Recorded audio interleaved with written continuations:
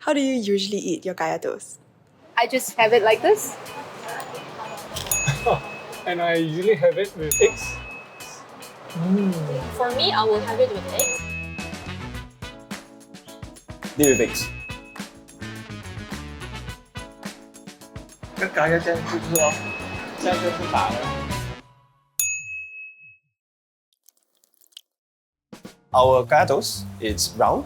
It's more of a hamburger bun instead of the square. Those are a bit more biscuit feel. So ours is a bit more fluffy feel. So our kaya is not smooth. For us, we actually put a bit more caramel. It has always been clumpy and we try to keep it that way. So Mee Chin actually started in the 1920s, but they were not a coffee shop. So they were just very modest bakery, supplied breads, sending it to houses nearby.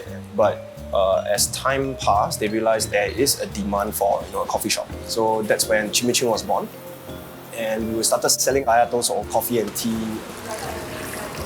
We have guests who come over during CNY. Sometimes they buy fruits, they buy food and share with the team and say, hey, this is meant for you guys.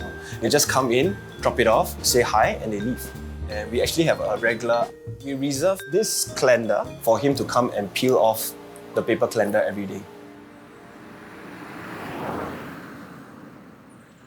What's your favorite memory of Mee Chin's kaya toast? Well, I think it will be when they reopened because they were closed for quite a few years. So the first time when we sat here and it was such a lovely ambiance. Can you guess how old Mee Chin is this year? Let's look for signs. 70 years old? More or less. Oh my! 100. Wow! Okay, that's 100 amazing. years That's old, amazing. yeah. So Mee Chin closed in 2018 by the original owners. It's not easy, it's hard work. But the neighborhood was definitely disappointed. Mee Chin reopened in 2021. So when there were news that we were reopening, the neighborhood got very excited. The queues were insanely long. Mainly inside, it's still the same. Like the floor tiles, these were back since the 1920s. We became a bit more Instagrammable. It actually helps keep this culture in Singapore alive. What does coffee shops mean to me?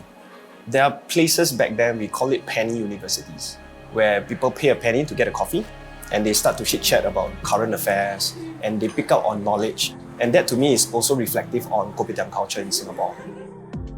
Back in the 1960s, 70s, right, the founders had a lot of Eurasian neighbors and they were friends.